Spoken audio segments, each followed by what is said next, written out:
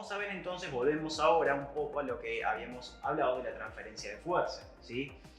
Vamos a ver que obviamente no es aplicable, como habíamos dicho, a los deportes, sino que incluso a la vida cotidiana. Y para eso es importante saber que no es necesario esperar a estar entrenando para aplicar y tener presente estas transferencias de fuerza, ya que incluso en el gesto de barrer, subir las escaleras, como dice en la imagen, vemos que es necesario tener en cuenta dos conceptos que son centrales a la hora de entender el core, que son el bracing abdominal y el hollowing abdominal. Estos dos términos, ¿sí? Vamos a ver qué es lo que son, a qué nos referimos con estas técnicas.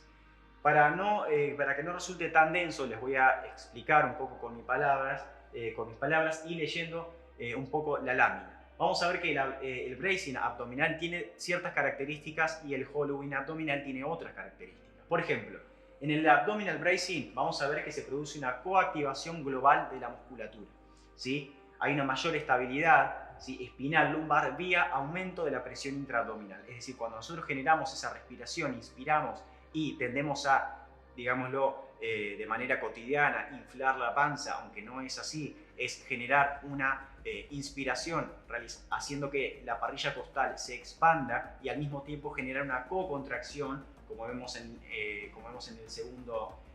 el segundo escalón. Vamos a ver que se genera toda esa cocontracción haciendo que la columna esté mayormente protegida por esta presión de aire, presión intraabdominal que se ejerce cuando vamos a realizar este bracing abdominal. Vamos a ver que es más efectivo para ejercicios que involucren, por ejemplo, cargas externas, como por ejemplo una sentadilla, un peso muerto, etc. Sobre todo en ejercicios, adquiere más importancia en ejercicios de compresión axial, ¿sí? Y va a tener una baja a moderada carga compresiva a nivel de la columna. Mientras que el hollowing abdominal o el hundimiento abdominal, vamos a ver que es justamente una activación isométrica del hundimiento del abdomen. Se activa mucho más en transverso abdominal, hay una activación preferentemente de estos músculos, junto también con los oblicuos internos, multífidos. Recuerden que estos grupos musculares son grupos musculares intrínsecos, es decir, estamos hablando que entonces practicar el hollowing abdominal va a hacer que nosotros podamos entrenar toda esta musculatura que a simple vista no se ve y que es sumamente importante. Obviamente va a haber una menor estabilidad espinal, lumbar, sobre todo dicen 32%, menor al 32% en comparación al bracing abdominal. Esto lógicamente es porque no se genera esa presión, no hay una protección de la columna a diferencia del bracing, ¿sí? Y va a ser mucho mejor para ejercicios estáticos, en decúbito supino, se utiliza mucho en pilates, en yoga, ¿sí? Se entrena mucho en esas disciplinas. Sobre todo es un músculo, ¿sí?, en transverso abdominal que, utilizando la técnica del hollowing, sirve como reducción del perímetro de la cintura, sobre todo en objetivos de las personas que tengan el objetivo de bajar de peso y quizás disminuir el diámetro de la cintura. No por nada se le dice al transverso del abdomen el corset, que entrenando este grupo muscular y una correcta programación del ejercicio podemos hacer que este diámetro de la cintura disminuya, también favoreciéndonos de la técnica del hollowing abdominal. Básicamente, a manera gráfica, para que lo vean, es esto. El bracing abdominal consiste en esa expansión, como inflar una pelota, ¿sí?, dentro de, digamos así, el estómago, dentro del área abdominal. Vamos a inflar y lo que vamos a hacer es generar esa presión intraabdominal, haciendo que toda esa fuerza se expanda hacia todas las paredes, hacia todas las cavidades del abdomen. Mientras que el hollowing hace al contrario, es decir, invierte la acción, haciendo que esa musculatura vaya hacia la columna, ¿sí? Entonces vamos a ver en las típicas imágenes de los culturistas que lo que hacen es optar por generar esta posición del hollowing abdominal para que se destaque mucho más, en el caso del culturismo, lo que es el pectoral, etc., ¿sí? En el caso de hollowing lo ponemos como mal, como veían en la imagen, ya que obviamente, como estamos refiriéndonos incluso a la prevención de lesión, el hollowing no va a ser del todo eficiente a la hora de protegernos cuando nosotros recibamos esas cargas compresivas, ¿sí? Entonces, les quiero traer ahora un pequeño ejercicio que lo pueden hacer en la posición en la que estén en el momento. Simplemente no les voy a leer la lámina, se los voy a explicar con mis palabras. Mientras tanto pueden ir leyendo la lámina. Básicamente es trabajar una faja abdominal, como lo recomienda también McGill, y es simplemente ubicar con dos dedos, ¿sí?, las últimas costillas, hacer una ligera presión hacia adentro y hacia arriba, en donde van a según dice McGill, entre 5 y 12 centímetros a los laterales del ombligo, ¿sí? Entonces, una vez que ustedes tengan ubicado eso, lo que van a hacer es van a pedirle a la persona, en el caso que estén trabajando con sus clientes o ustedes mismos, van a generar el bracing abdominal como vimos anteriormente. Lo que buscamos es que los dedos sean expulsados ligeramente hacia afuera y sientamos que vamos a estar realizando una ligera contracción, ¿sí?, de esa musculatura.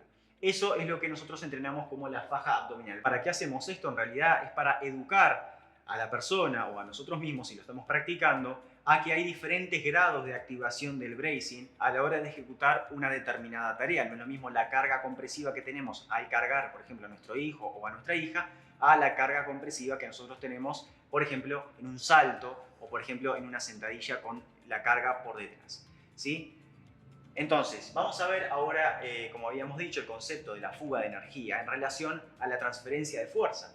Vemos que la fuga de energía produce que haya movimientos innecesarios de la columna que eviten la correcta transmisión de fuerza entre hemicuerpos, por ejemplo, superior e inferior, ¿sí?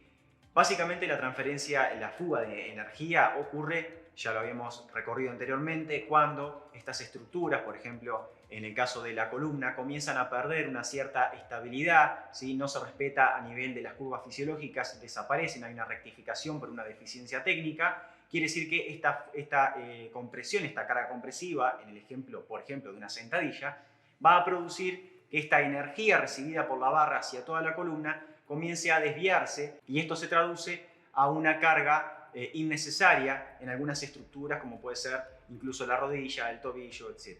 ¿Sí?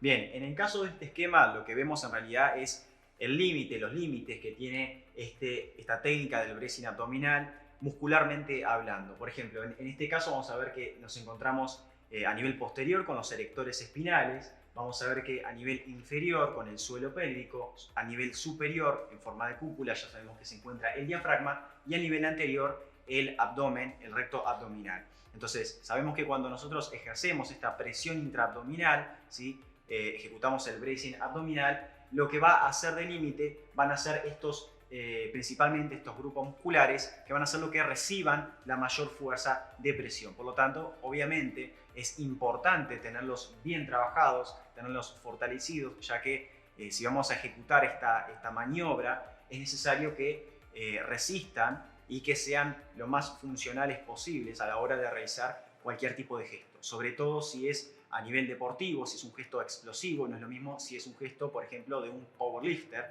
que generalmente son movimientos más lentos, pero con una carga, con una tensión mecánica, con una carga bastante dura a nivel de las articulaciones y por lo tanto es más exigente a la hora de generar esta maniobra de bracing abdominal para proteger a la columna. Ahora, una cuestión que tenemos que tener en cuenta a la hora de la fuga de energía es esto que sucede, que es muy típico de ver, ¿sí?, que es lo que se llama la posición de la tijera. Vamos a ver que en la imagen B vamos a ver esta posición de tijera armada y básicamente es lo que se produce cuando tenemos esas fugas de energía. Imagínense que estamos para levantar el levantamiento, seguimos con el ejemplo de una sentadilla, ya que es el ejemplo más típico que nosotros podemos entender como una fuerza de carga compresiva, manteniendo la barra por detrás de la cabeza, comprimiendo toda nuestra columna. Y vamos a ver que si nosotros iniciamos la sentadilla desde lo que se llama una cola de pato o arqueamos un poco la zona lumbar, ya comenzamos a perder esta solidez a nivel de, digamos, del core, a nivel de lo que podemos entender como mal llamado la zona media, del centro, del núcleo. Y aunque realicemos el bracing abdominal, ya se está presente esta fuga de energía, tanto la fuga de energía por parte de la fuerza compresiva de la barra como de la fuga de energía de la propia presión intraabdominal, ¿sí?, del propio bracing. Lógicamente en la imagen A vamos a ver una correcta estabilización lumbopélvica, un correcto alineamiento de toda la columna, distribuyendo mucho mejor las cargas, tanto compresivas como internas,